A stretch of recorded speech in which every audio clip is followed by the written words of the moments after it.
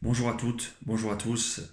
Voilà, je vous retrouve aujourd'hui à travers cette vidéo en cette période de confinement. Donc j'espère avant tout que toutes et tous allez bien, vous et vos proches qui regardez cette vidéo. Donc c'est une période qui est pas facile pour chacune et chacun d'entre nous. Donc nous à l'agence STG Immobilier, on essaie de mettre à profit cette période pour essayer de réfléchir à l'avenir, pour améliorer notre prestation de service. Et aujourd'hui, je voulais évoquer un sujet avec vous, un sujet qui est majeur. Beaucoup de personnes en parlent très souvent. C'est la question de savoir s'il vaut mieux être propriétaire ou locataire. Alors, je vais vous donner quelques pistes de réflexion à travers cette vidéo. Donc, le but pardon, c'est de ne pas vous donner une réponse unique, parce que vous allez voir, ça dépend en fait de votre situation personnelle. C'est vous dresser tout simplement les avantages et les inconvénients d'être propriétaire, les avantages et les inconvénients d'être locataire, et ensuite de faire une synthèse pour savoir ce qui serait le mieux pour chacun et chacune d'entre vous. Alors, pour commencer, on peut penser toutes et tous qu'il vaut mieux être propriétaire que locataire, puisqu'on se dit tout simplement que être propriétaire, ça permet donc d'envisager l'avenir de façon beaucoup plus sereine, on se constitue un patrimoine et c'est un gage de sécurité. Alors que si on regarde un petit peu dans le détail, c'est un petit peu plus nuancé. Alors, je m'explique. Quand vous êtes propriétaire, il faut vous préparer à vous affronter des nombreux frais que ne supporte pas par contre un locataire. Alors ces frais, quels sont-ils? Quand vous êtes propriétaire, avant toute chose, vous allez payer donc un appartement. Quand vous allez payer un appartement, vous allez payer des frais d'acquisition, donc ce qu'on appelle les frais de notaire. Donc les frais notaires, donc c'est quand même un budget qui représente entre 2,5 et 3% du prix de vente quand vous achetez dans le neuf, et entre 7,5 et 8% quand vous achetez dans l'ancien. À ces frais d'acquisition s'ajoutent également donc les intérêts d'emprunt si vous avez souscrit un prêt immobilier.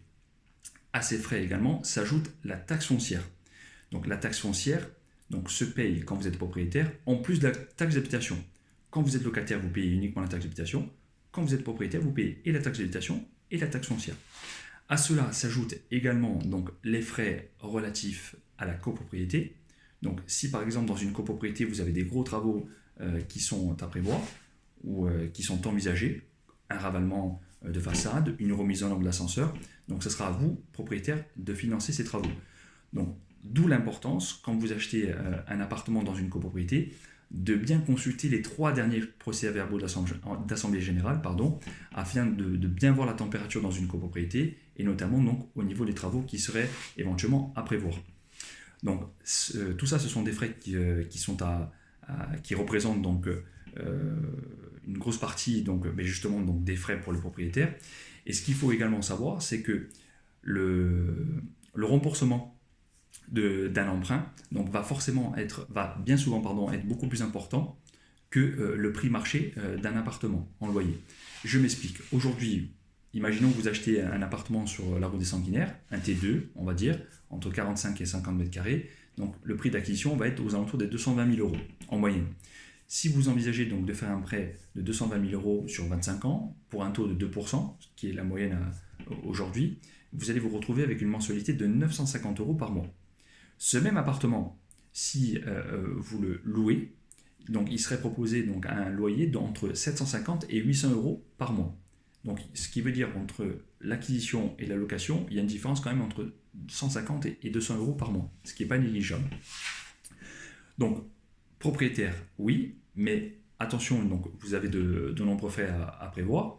Maintenant, deuxièmement, donc, si vous êtes locataire, avantages, inconvénients. Alors, les avantages d'être locataire, concrètement, c'est que là, à l'inverse, vous allez avoir beaucoup moins de frais à payer. Puisque les seuls frais que vous allez payer généralement, donc ça va être la taxe d'habitation, on l'a vu tout à l'heure, et ça va être également une petite partie des charges de copropriété, ainsi que les ordures ménagères. Donc c'est des frais qui vont être beaucoup moins importants.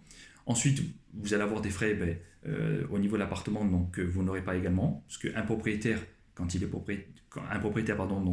doit investir dans son appartement, dans sa maison, pour éviter de perdre trop d'argent quand il va revendre, alors qu'un locataire va faire de menus travaux dans l'appartement, puisque ce n'est pas le sien.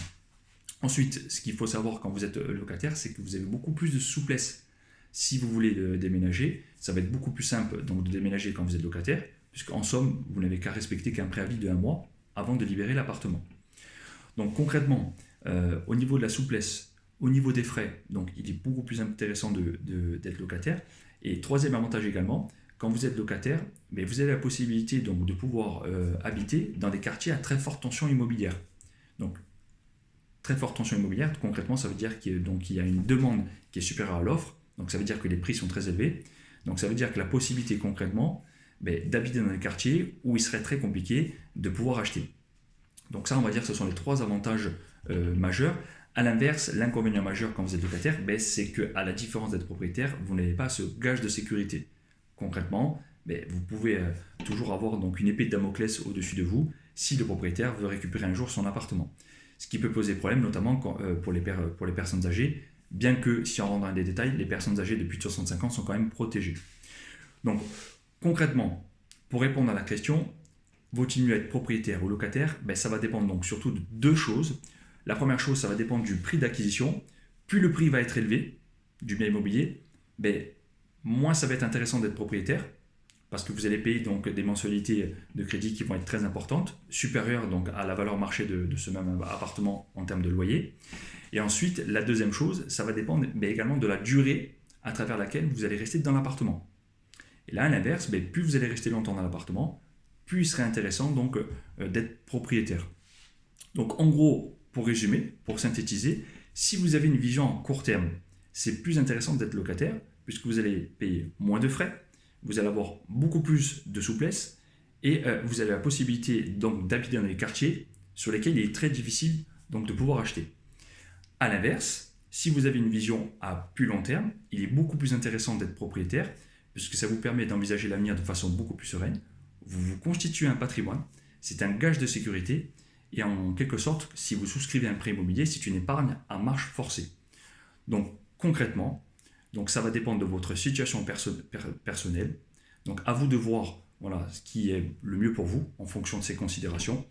Vous pouvez bien entendu avoir plus de précisions supplémentaires pour élargir vos paramètres de réflexion en contactant tout simplement notre agence, donc notre agence STG Immobilier.